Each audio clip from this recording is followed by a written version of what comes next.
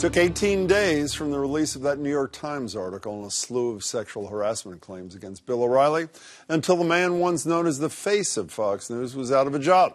Just hours after a handshake with the Pope in St. Peter's Square, O'Reilly was on a plane back home as Fox announced he was officially out. He released a statement shortly after saying in part, "It is tremendously disheartening that we part ways due to completely unfounded claims, but that's the unfortunate reality many of us in the public eye must live with today." The Times story, as you remember, out earlier this month, detailed settlements paid by both O'Reilly and his bosses at Fox News, totaling about $13 million to 5 women who claimed O'Reilly sexually harassed them. And in the days since, yet more women have come forward with accusations, among them Wendy Walsh. She's a former contributor to the show who said O'Reilly blackballed her after she turned down his advances. As a mother, this is good news for my daughters entering the workplace. I obviously have mixed emotions because I'm a compassionate person and there's a human being involved, but I do think that Fox made a seismic shift in our corporate culture by putting the rights of women above the bottom line. Even here in Massachusetts, we learned on Boston Public Radio today, there is bipartisan agreement on Fox's decision. I am glad to see him leave the network. It's a little late. I don't know how many more incidents they needed to become aware of to take that action. I think the larger question about the zero tolerance policy with respect to behavior in the workplace, I think, is a positive message and a good message, and I'm glad they sent it. O'Reilly's reportedly getting as much as $25 million severance, the equivalent of 1 year of salary.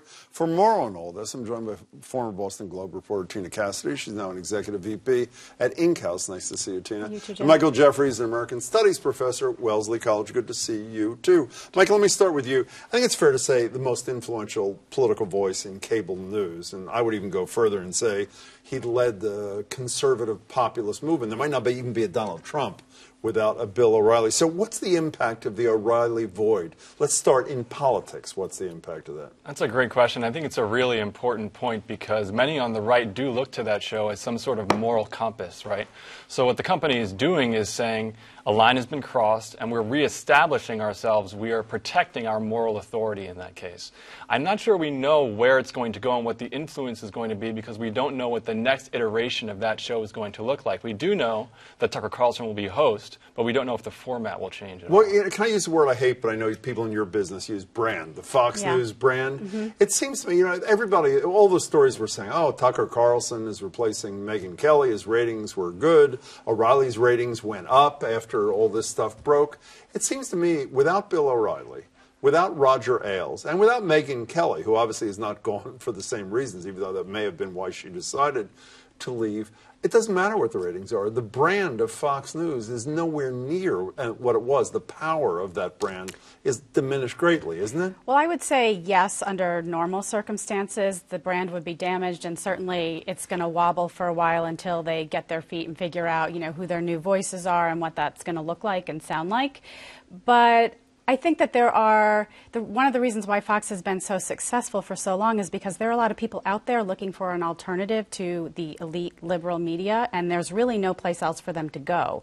So just because Bill O'Reilly has been pushed out for sexual harassment, they probably don't even think he did it. I don't know how much of an impact it's actually going to have. Because, but isn't he like the Pied Piper? I mean, to put Bill O'Reilly in the same category as all the others, to me, is unfair to Bill O'Reilly. I mean, Sean Hannity's a big deal. There's Bill O'Reilly, and in my estimation, there was Bill O'Reilly, and there's everybody else. You're nodding in agreement. Yeah, because he was a star. I mean, I think we've got to be clear about that. He is the face of Fox News as a company, and they're going to have to do some serious soul searching in terms of what they want their next face to be, what they want their brand to look like. Having said that, the financial standing of the company is one that will allow it to weather this early storm. I think that's the way to think about it. They're on the midst of a huge deal with a British company as well. So financially, they're going to make it through. They're going to have time to figure this out. A lot of people think the reason they dumped him was more because they wanted to satisfy the fitness standard or whatever it was that allows them to buy this. There's a $14 billion deal going on overseas in Great Britain, and they need to have good moral standing to make that go through. I'm actually more interested, because the political thing is speculative, but this is actually too. The Washington Post, the media columnist today, the headline on Margaret Sullivan's piece was, "Be brave, Bill O'Reilly's downfall teaches a wonderful lesson to working women." Does it? I mean, 100%. It does? It absolutely does, yes. I mean, I think women really needed this moment to say, like, if he can get pushed out of Fox, anyone can be held accountable. Could a mid-level executive who no one ever heard of Yes. except his employees be held to the same account as people like Ailes and O'Reilly? You say yes? I think so, because I think really what this is about is empowering women to come forward with the claims, because in the past lots of women have been afraid to make the case, and that's certainly true with a man of stature of a Bill O'Reilly. But when you see this happening in waves, I think it just sends a message. This is also generational as well, and it's sending a very powerful even in the woman Murdoch family, Yes, it's generational that's as well. right. You're nodding in agreement.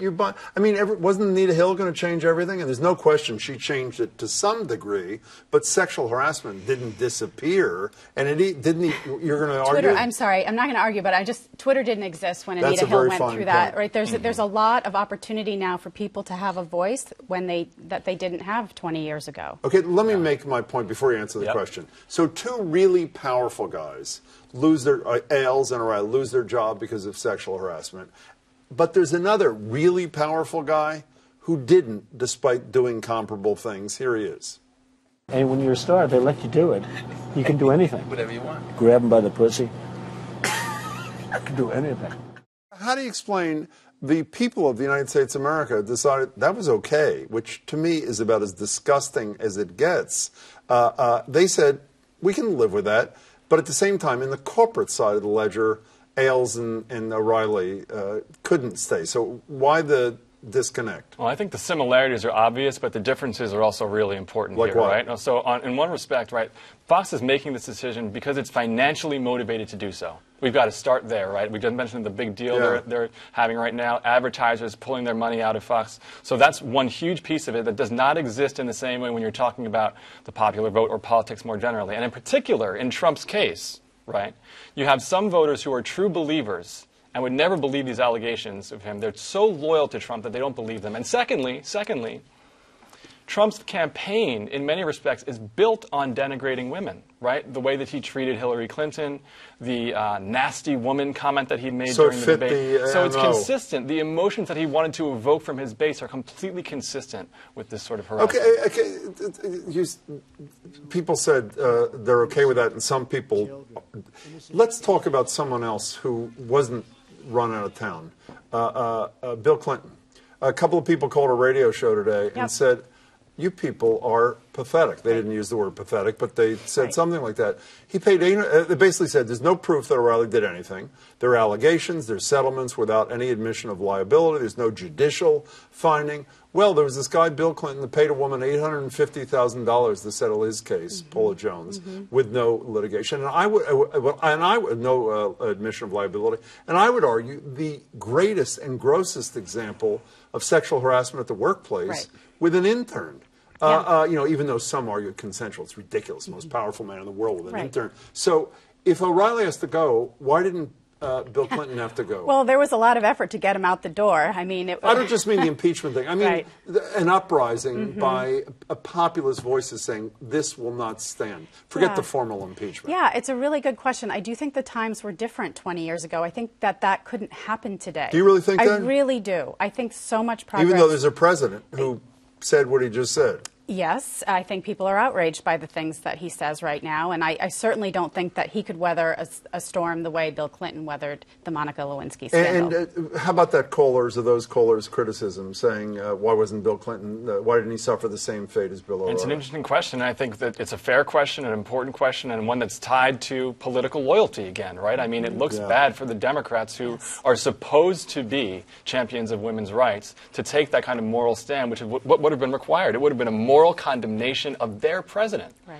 It requires real courage to do that, and they weren't willing. A lot of women's groups were silent in that time, too, I should say. Tina, it's great to see you. Yeah, you too, so Jim. much. All Michael, right. you as well. Thank you. Really appreciate it. Thank you.